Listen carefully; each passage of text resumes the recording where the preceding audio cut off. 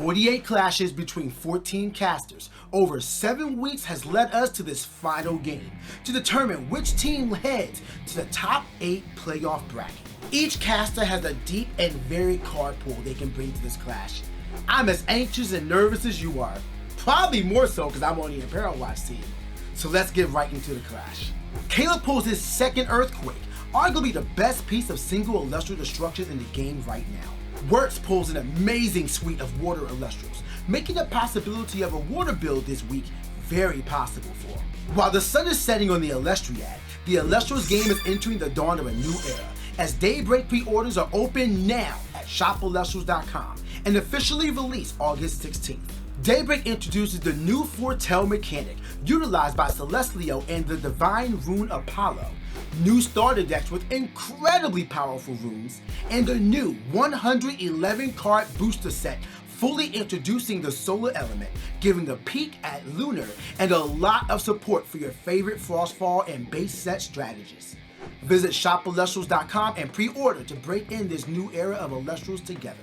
Both Caleb and Werts have displayed their proclivity to pilot a myriad of decks in this Elestriad, so deck building for both players is going to be incredibly tough. Let's look at the profile of Caleb's deck to see what he brought today. What is up, everyone? We're here. It is the final clash. We are 24-24, I believe, at the moment. Everything comes down to this match versus Werts. And of course, you know, we're bringing 5 guys. It's what I've been running the past couple of weeks. It feels solid. It feels good. But we have a little something up our sleeve.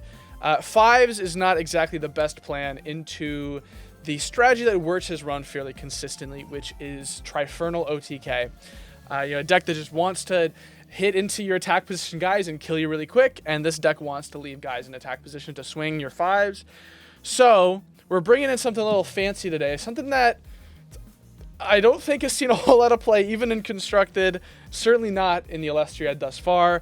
We are bringing Fowlicane. The idea here is that our 5 guys can sit on the board if, for whatever reason, Werts is on this, Trifernal deck. It takes a lot of time to ramp up and get the pieces it needs, so he'll commonly just sit on low attack guys. He's not playing Necrufs to my knowledge.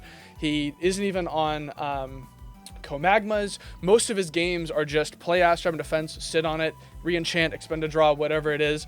So if he decides to set too many back row, we can just Fowlicane him. And we can punish him for not playing quick, not setting up board state, not setting up board presence.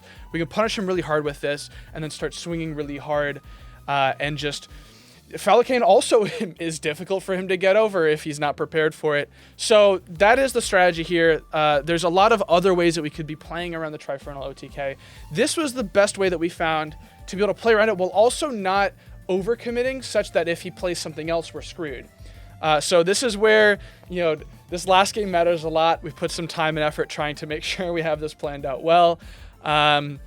It's going to be a very, very stressful match, but we'll see you in the clash. Caleb is adjusting his 5s list to include cards to punish defensive play. Solar is a great Elestral to punish defensive position Elestrals, and Fowlicane, making its Elestral debut, I believe, is a harsh punishment to set up play like Helios Chariot Ride and Bag of Winds. Let's see what Werts has settled on for this clash.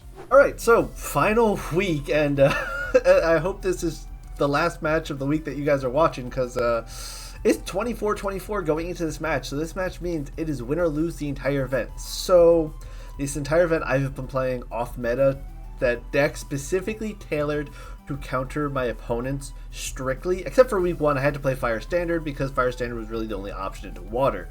This week, for the final week, the biggest off meta thing that Werts, myself, can do is play Standard. We are playing Krakatuga Burn. Straight up Drataguas, Galaxies, Eruptions, Rabbits. We got some Earthquakes in here. We got Shields. We got our Necrufs. We got 2 Nogs. Just my Station 1 of that I pulled. Krakatuga. That's the deck. I am lacking on Tsunamis. My opponent's on water, so they probably wouldn't do much for me here. We both don't have PTAs. My current leg up against Caleb is he only has 2 Earthquakes and 2 Royals, if I recall correctly from his deck lists.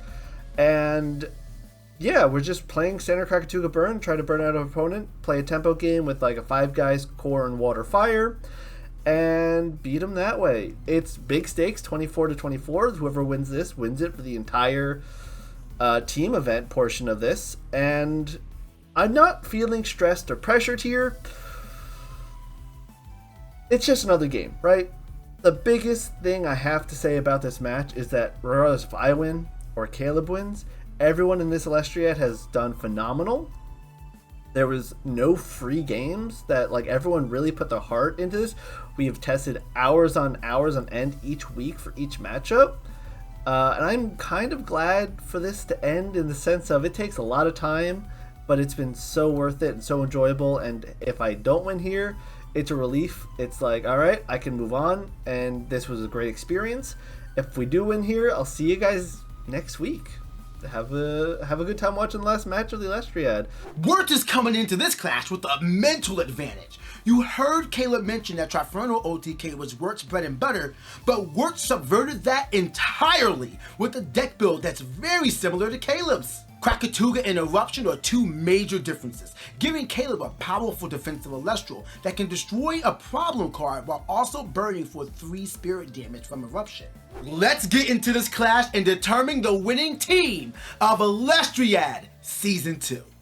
We know both decks, but Caleb has no idea what is in store. It looks like we have a mulligan coming out from Caleb as well, opening up the game. So this is going to be an exciting start. Already giving Werts an opening start of 20-18 and then expends to draw again. Now, typically I would think that, hey, we're setting up for Lavalith or resting on your laurels, but I do not think that there's anything like that for Caleb. No, there's 2 off resting on your laurels. So he could be setting up for that. Necruff is going to be the first cast out from Werts, and immediately this should set off alarms for Caleb, because I don't think Werts has brought Necruff at all. Like, it's definitely out of his realm of comfort. He is going to search Bag of Winds. You see that nod from Caleb. He says, okay, I know what to prepare for. I know what you have. I am ready for it. 2 back row, 3 back row set from Werts, and we have the hit in. Will the attack go through? It will. So 18-16 is the spirit count going into Caleb's turn 2, and we're going to see the draw and the play immediately going up for a spirit deck. He has a cast out here one way or another. Let's see what it is. We know that Caleb is running a 5s list, and Galaxy is going to be the drop. Was the Necruff water enchanted? I actually missed that. I cannot tell. No, that is water enchanted. That's the Viafin underneath it. So we do have the 1-5 Necruff going in. The attack is not even stopped. Battle Step Gorgon's Gaze is going to negate the effect of Galaxy, destroying the Galaxy and allowing Werts to get in for at least 1 more spirit damage and also KOing the Galaxy. Definitely not the situation Caleb wanted to be in right now. We're going to see how he adjusts in his turn 3, but Werts' turn 2 is going to be expending to draw. Definitely a good sign for Caleb. Lets him know that, okay, I don't have to deal with another Elestral on board and be that far out of Elestral advantage. So a Wind Spirit is going to be spent from him. I'm guessing that Caleb doesn't have the winds in hand to really utilize the strategy he wants, or he finds them expendable right now. But at the same time, you had 14 spirits, or 15 at the time, in your spirit deck. You probably had to do so. A Strabic cast is going to come out and get him an add. I wonder if the Earthquake was added as well from the Strabic. Regardless, it is going to take out the Necruff, and I feel as though that's a safe play to do, seeing how your opponent did not cast out another Elestral this turn. Maybe you can keep them off of Elestrals and start going on the offensive on your next turn and have Elestral board advantage. Earthquake, though, from Werts, the follow-up Earthquake, just the ground shaking everywhere. And personally, as an Earthcaster, this Elestriad, I am loving this turn of events. Please keep up the shaking and the quaking. Smotuga being casted out from Caleb, meaning that Werts passed this turn on just 3 back row. So Caleb's original idea was correct, but was not prepared for the follow-up Earthquake from Werts. Werts doing the same thing, making sure he can try to keep Elestral advantage. Smotuga getting the search out for a fire Elestral. I missed it, but it had to have been the Necruff, of course. Dotagwa is going to cast out from Werts, which is going to heal 2 waters. And I think at this point you can see the furrowed brow on Caleb. He has to be confused about what's going on here, because I don't think Werts has ever utilized Drautago, but again, this is a standard list, very similar to his own. Nekruff is going to be cast out here. And now the attack is going to be commencing. Let's see if Werts finds this worthy of protecting. And the Shield of Achilles does flip face up, spending 2 Water Spirits to return the Nekruff back to his hand. So he does find value in Drautago. Now we have to question, does he find value because Krakatuga is in hand? But no, the Shattered Stars Art Nekruff, I love that art so much. Shattered Stars Art Nekruff is going to be cast out. There is an argument to be made. No, maybe not an argument. No, never mind. That might not have been the best idea to just ascend over the Drautago, knowing that's going to get run over anyway. But you still have 2 Elestrals on board to protect you versus just 1 with 2 spirits. So I think that was a really good play. Elestriad, though, from Caleb is going to cast out. And my previous question does come true this turn. The Fire Water Enchanted Krakatuga 4/9 defense is out on the field, and Caleb has already spent 1 of his Earthquakes. Now he does have 2 resting on your laurels that he can utilize, but otherwise he doesn't really have much to utilize. No, I'm sorry, I just lied to you all. Sorlet is also an option that he can play, switching the 4 and 9 Krakatuga to attack. But Ambrosia is going to be cast out by Werts right now. That's going to spend a water to heal up a fire, hollow fire, and 2 waters. So you have to question if a fire is being spent, maybe an earth interruption is going to be launching right now. Bag of Winds is now dropping onto the Krakatuga, most likely, making it to where it cannot be targeted by an opponent's rune, meaning that now Caleb's only out. Well, he has 2. He can use Fallow Cane to blow up the back row of runes, or utilize Sorlet to switch it. You know what? I'll be honest, I just did not think that Galaxy would be a complete runover. It just didn't click in my mind until this very moment. But yes, Galaxy switching the stats. Wow, so this specific Elestral, Caleb is fully equipped to deal with in a myriad of ways. So fantastic play for him. And we do see this Smotuga switching to attack to get over the Drautago as well, looking to take huge field advantage. We saw that face down was not a counter rune, the one next to Gorgon's Gaze. Gorgon's Gaze, I'm assuming, is going to be hitting the Galaxy, protecting his Drautago, Werts' Drautago, and reverting the effect of Galaxy, protecting the Krakatuga this turn as well. The turn does pass to Werts with 5 spirits in his spirit deck. 2 is coming down, likely for an Earth Interruption. Was that Eruption? It had to have been Eruption. I just missed it. But yes, Eruption does burn. It is now a 3-to-1 advantage. Ambrosia is being casted out, spending 1 water to recover. Let's see what it is going to be. Oh, okay, just we don't get to see it. But it is going to recover 3 spirits, and we do get an expend to draw, spending a fire. Krakatuga going into attack now. Wait a minute, Krakatuga going into attack with the Galaxy swapping his attack to 9. Drautago coming out as well. It's likely Krakatuga, no, I'm sorry, Drautago is going to go over Smotuga to get over that. Let's see what the play is here. Can you Gorgon's Gaze your own Elestral? I'm actually not aware of that. Can you target any Elestral in the field or just your opponents? In any case, the attack of Drautago, trying to figure out what's going on. I'm seeing a lot of hand movement, but I not see what's going on. Tsunami. Oh! Tsunami off of the Smotuga, taking away that target from him. Very good, and would switch everything to defense, but there's nothing that's not water enchanted, but the already defensive Elestriad on field. So he just took away that option to where he wouldn't take, that damage. The attack of Krakatuga goes in. Only 2 shields face down, and he cannot play them. I think that's it. That's it.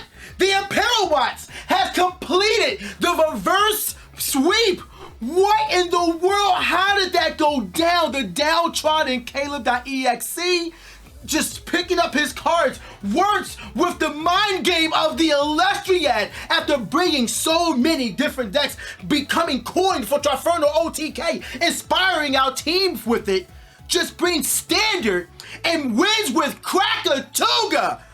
Oh man! We did it! I said, we did it, my dude. goat. Yeah, And guys, I hate to say it, but that was all me playing you guys for the whole season. I'm winning the Elestriad. Like, He's sleeper picking his own Best team. of 3 now. You're in your element. You're in your element. best of 3 is all I need. Yeah. Best of 3, but if I win game 1, it's best of 1. No, but honestly though, guys, shout out to Kryoscorches. They put up the fight, and it was such a fun event for everyone.